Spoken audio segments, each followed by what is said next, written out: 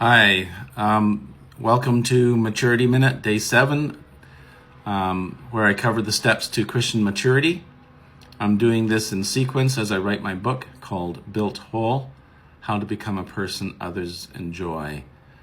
All right, so as I said, it's Day 7. Today I'm just going to do Cal and Dane. This I think will be the last one for chapter 1, and I thought I'd add the story. I'm putting a story at the beginning of each chapter, just to illustrate what the chapter is about and to give some perspective. All right, Cal and Dane. The days stayed colder later in the morning as the year reached to the end of the calendar. On the morning this story begins, hinges stiffened and breath was visible until about 10 o'clock. The cold reveals the truth. If something wasn't fixed properly, Jack Frost tested and broke it. The pasture lay flat under a frosty crust of white. Every blade was rigid and the ground was thud hard under a boot.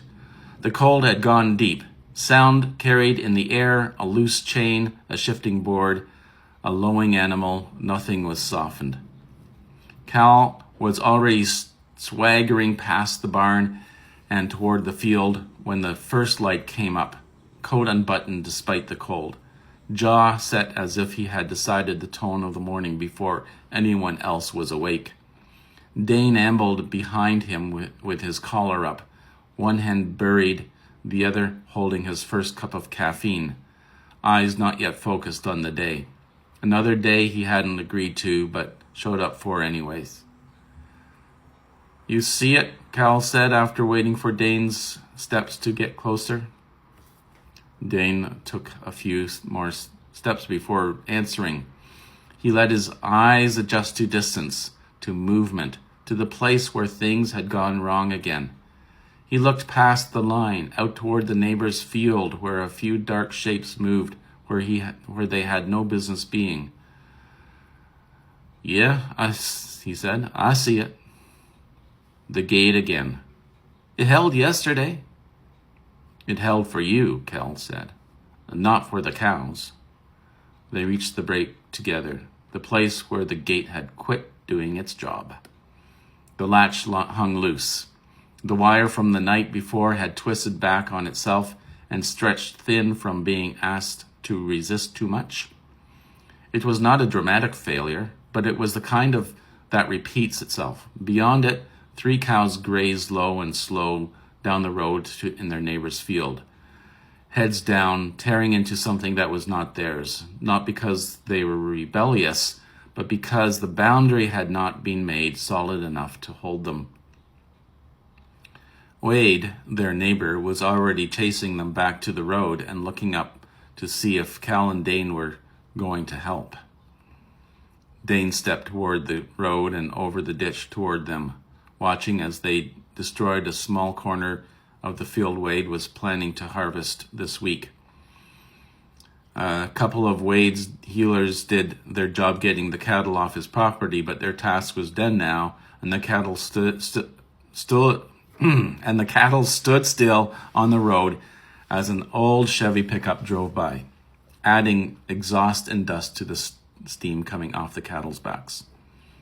Dane clapped once, then again, trying to make authority. The cows lifted their heads, looked at him without hurrying, then walked back toward the grass beside the road. The claps were just noise. Cal stayed where he was, eyes on the latch instead of the animals, because he knew where the trouble was. When he finally looked up, Cal shook his head. He strode to his side of the ditch and said, "You're going to clap them back in? They'll move. They'll move when they feel like it, not when you do." Dane turned, irritation rising quickly. "Then come and help instead of talking." Cal jumped the ditch and walked past him without answering, picked up a stick from the ground, and drove the cows in with 2 movements that had weight in them. The difference was not strength, it was clarity. The cows shifted at once, reluctant but responsive, then jumped the ditch and slipped backward through the broken gate into the pasture. Dane watched, jaw tight, then followed, closing the gate behind them and looping the wire again with more force than care, as if pressure could stand in for performance. "That'll hold," he said. Cal looked at it with the sharpness of a man who had seen the same mistake too many times. "No, it won't." "It held yesterday." "It failed yesterday. You just weren't there when it did." Dane pulled off his gloves and shoved them in his pocket. "It's a gate. It's not a cathedral. It doesn't need to last forever." "It needs to last longer than a night," Cal said, "or we keep doing this." Dane turned away, scanning the fence line for something else. Anything that would justify leaving it there. "We've got other work. We can spend half the day on this one latch." "We are already spending half the day on it," Cal said, "just in pieces." The sound of a truck came low across the field before they saw it. Wade rolled along the edge of his property and stood short of the brake. He stepped out, pulled his hat down against the cold, and strolled to the two brothers. No tension in him, no sign that he felt he was entering a confrontation. He was simply there, and there is a kind of steadiness that does not announce itself. "Mornin'," Wade said. "Morning," Cal answered, looking down, and then up and sideways at him. Dane said nothing.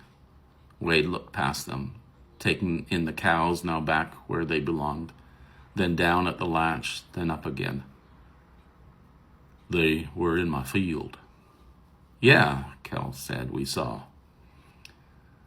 "We got into the south corner, took a strip out of the crop." Wade knew they knew, but he said it anyways. "We'll make it right." Wade nodded once. "Figured you would."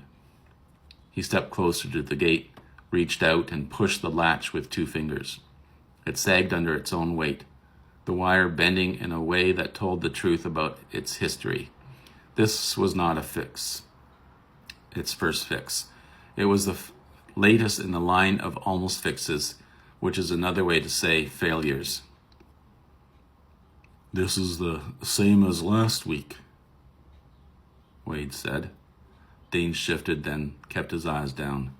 "It held." "For a night." "Well, that's all we needed." Wade looked at him, not with accusation, not with heat, but with a clarity that did not leave much room to squirm. "You needed it to hold longer than that." Dane tightened his lips and let out a breath through his nose. He could feel Wade look at him. A couple of weeks ago, Wade had told him to look him in the eye about something else, so he looked up for half a second, then turned to the fence. "We'll redo it." "Looks like you've redone it a few times already." Cal stepped in. "We've got it." Wade's eyes moved between them, reading the space that had opened. "I've got a welder in the truck." The offer was plain. No pressure, no correction wrapped around it, just help. Dane shook his head, and almost at once, "We're fine." Wade didn't move. "It'll take 10 minutes. "He said we're fine." Cal didn't look at Dane. He looked up from the latch until the brim of his hat reached the top of Wade's eyes. "We can handle it." Wade rested his hand on the top rail. "You can handle it poorly, or you can handle it properly. Those aren't the same thing." Dane gave a short laugh that carried no humor at all. "We know how to weld." "Then why aren't you building it whole?" Wade used the term in the local slang, built whole, that had stuck from a political campaign over a decade before. No force was in his voice, but it was strong enough to land properly. They all knew what he meant. Pictures of campaign posters with their corny but sticky slogans in each of their minds. Make the town built whole. The local librarian